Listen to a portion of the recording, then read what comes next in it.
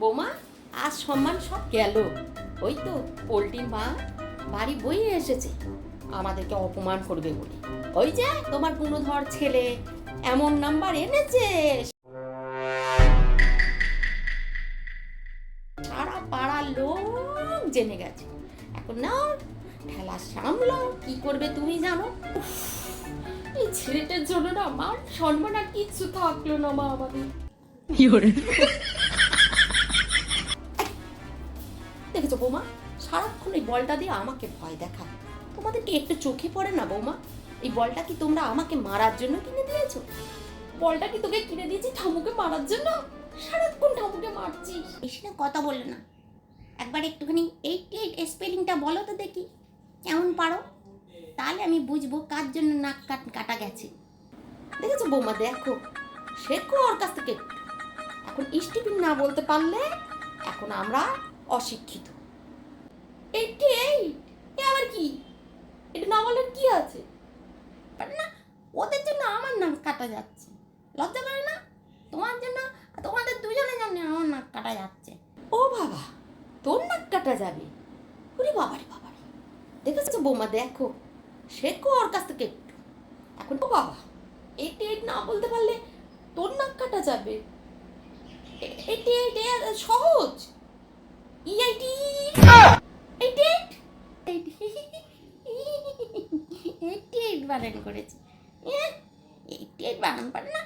ওদের জন্য আমার নাক কাটা যাচ্ছে, লজ্জা করে না? তোমার জন্য, তোমাদের দুজনের জন্য আমার নাক কাটা যাচ্ছে। হাসিস কেন? ভুল হয়েছে, ভুলতে হবে, ভুলতে হবে। তুই ভাবতো আমি কবে পড়াশোনা করেছি, তোকে মানুষ করতে করতে করতে করতে আমার জীবনটা শেষ। বন্ধুদেরকে আমি কি বলবো? মা পড়াশোনা করতে পারে না, মা একটা 88 বানান পারে না, স্পেলিং পারে না। এ বাবা, নাক কাটাতে এসে তো দেখছি আমারই নাক কাটবে এবার মনে হচ্ছে। ওরে বাবা, কি করি?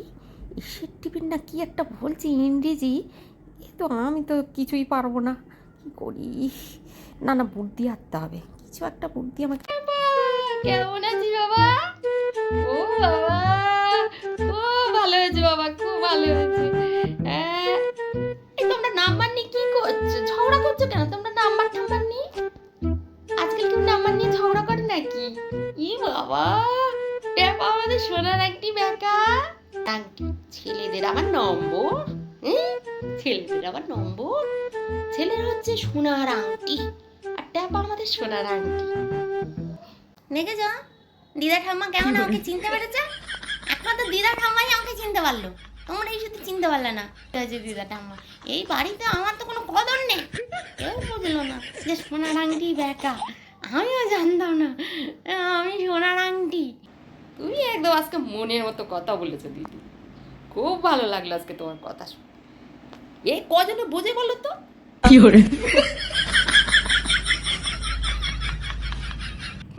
আজকাল না এই নাম্বার নিয়ে কিছু হয় না।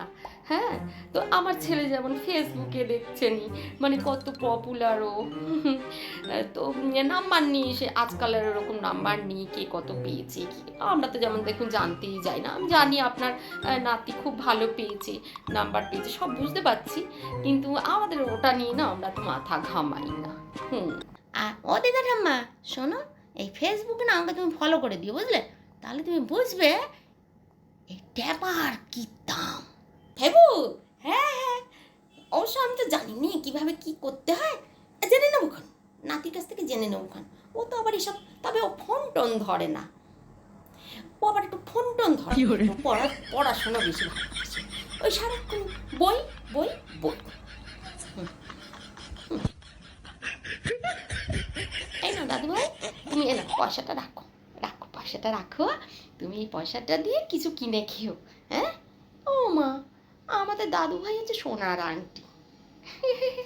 দাও দিদা ঠাম্মা, তুমি যা দিচ্ছ দাও, আমি খুব খুশি হয়েছি দিদা ঠাম্মা। আমি আসি বৌমা, আজকে আমি আসি, বুঝলে? এই শোনো দিদি, আমি আসলাম, হ্যাঁ যাই। ও প্রাণটা নিয়ে বাঁচাতে পারলে যাই, কান নাক কান কাটাতে এসে নিজের নাক কান কাটাবো না।